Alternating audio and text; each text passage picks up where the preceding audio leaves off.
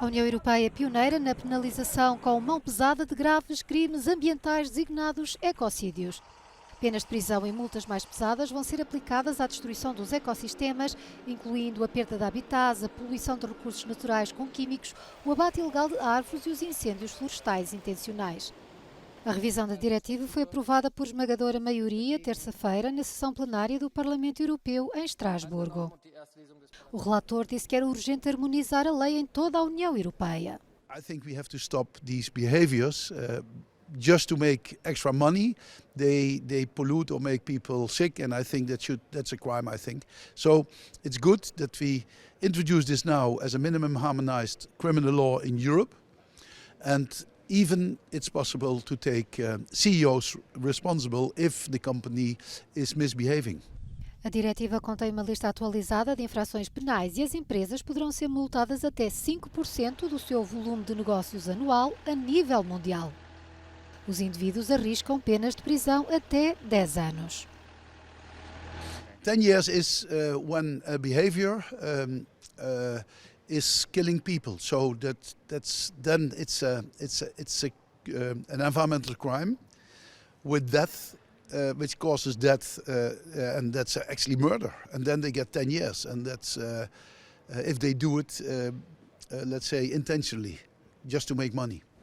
Os eurodeputados insistiram que os denunciantes de infrações ambientais devem receber apoio e assistência no contexto dos processos judiciais. A diretiva europeia deverá entrar em vigor nos Estados-membros no prazo de 2 anos.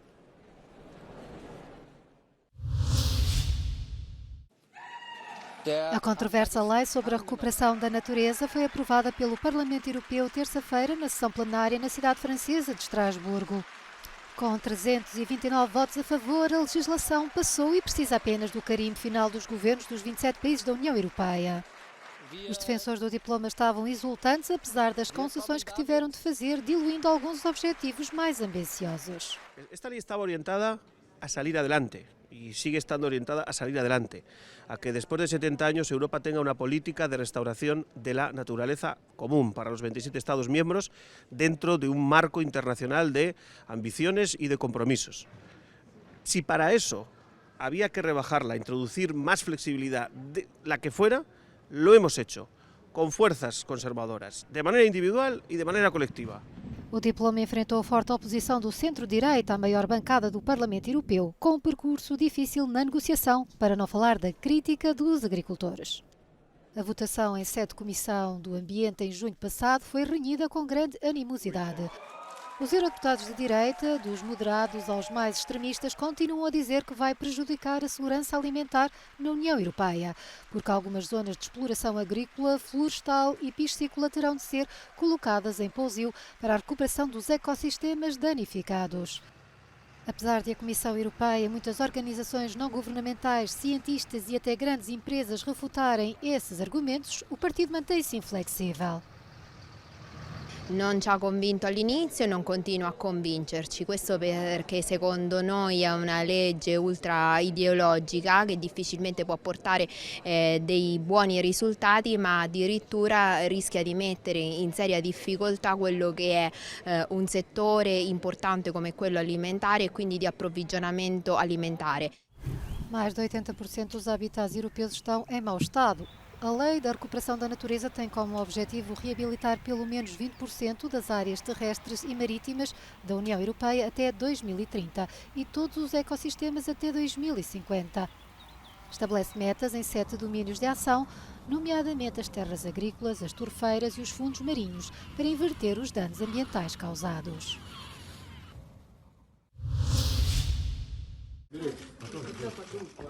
Um tribunal de Moscovo condenou a 2 anos e meio de prisão o co-presidente de um grupo de defesa dos direitos humanos galardoado com o Prémio Nobel. Oleg Orlov tem 70 anos, manifestou-se contra a guerra e foi condenado por desacreditar repetidamente o exército russo num artigo que escreveu denunciando a invasão da Ucrânia. A acusação alegou que Orlov publicou o artigo motivado pela hostilidade contra os valores espirituais, morais e patrióticos e pelo ódio aos militares.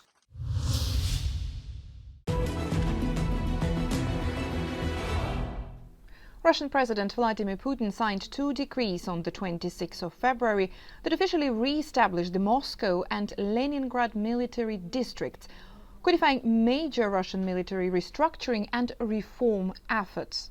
The Institute for the Study of War says it supports the objectives of consolidating control over Russian operations in Ukraine in the short to medium term and preparing for a potential future large-scale conventional war against NATO in the long term. Until now, the most of this territory was under the Western Military District, formed in 2010 by merging the two. The re-separated LMD will now run along NATO's northeastern border, and the MMD will border northeastern Ukraine and Poland, which will allow Russia to simultaneously posture against NATO and streamline command and control for the war in Ukraine. Putin previously claimed that it was necessary to create the LMD after Finland joined NATO in 2023, signaling the Kremlin's clear intent to use the LMD to posture against NATO. The Institute for the Study of War has recently observed Kremlin actors, including Russian President Vladimir Putin, setting informational conditions to justify possible Russian hybrid attacks on Moldova, as well as the Baltic states, Denmark and Finland. Earlier, the Estonian Foreign Intelligence Service stated that the security situation in Europe and along Estonia's borders in the near future depends on whether Ukraine, with the support of its allies, can shatter Russia's aggression. A deputada italiana ao Parlamento Europeu, Alessandra Mussolini, queixa-se de ter sido agredida e insultada em Estrasburgo na noite de segunda-feira. A parlamentar de 61 anos do partido Forza Italia relata que estava a caminho de um restaurante quando foi atacada por um desconhecido que falava italiano. Alessandra Mussolini diz que, além das agressões físicas, recebeu ameaças de morte. Stavamo al centro, buio, tra l'altro io non è che stavo in un gruppo di facinorosi, mi ha riconosciuto, c'è stato l'insulto, questa aggressione, poi ringraziando Dio i miei assistenti siamo andati via perché poi non sai mai se hanno qualcosa in mano. Non ci devono essere condizionamenti. Dobbiamo essere libere di fare le nostre attività, le nostre cose, girare per strada tranquillamente, non farci mai condizionare. Dovrò fare più palestra. A deputada não apresentou queixa na polícia. Alessandra Mussolini é neta do ditador italiano Benito Mussolini. Em Itália já foi membro da Câmara dos Deputados e do Senado. Foi eleita para o Parlamento Europeu em 2014. Antes da carreira política, foi manequim e chegou a gravar um disco na década de 80. Foi detida na Alemanha Daniela Kleta, um dos 3 membros da facção do Exército Vermelho, o grupo de guerrilha armada de extrema-esquerda. Estava em fuga há mais de 30 anos. Era procurada por tentativa de homicídio, uma série de assaltos à mão armada e outros crimes. A detenção aconteceu num apartamento em Berlim após uma operação da polícia alemã com participação da Europol. O grupo terá sido responsável por cerca de 30 assassinatos e por ter provocado ferimentos em mais de 200 pessoas. Os outros 2 suspeitos ainda estão a morte. Os 3 italianos que estavam em cativeiro desde maio de 2022 no Mali aterraram esta terça-feira em Roma. Tinham sido libertados há poucas horas e foram recebidos no aeroporto pelo Ministro dos Negócios Estrangeiros. Segundo o governo italiano, o casal com cerca de 60 anos e o filho na casa dos 40 estão de boa saúde.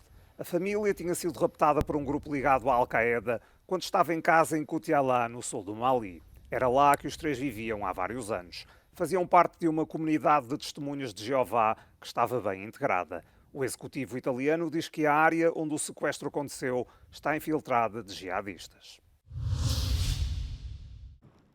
7 comunidades autónomas espanholas e Melilhas estarão esta quarta-feira em alerta devido ao vento, ondulação marítima e queda de neve. O temporal está mesmo a complicar a vida aos espanhóis. Nas últimas horas, todas as regiões, exceto a Extremadura, estiveram em alerta amarelo e laranja. A Cantábria, os Pirineus e a Galiza estão de sobreaviso para a queda de neve. Na Cantábria são esperadas acumulações de neve até 15 centímetros a partir dos 800 metros de altitude.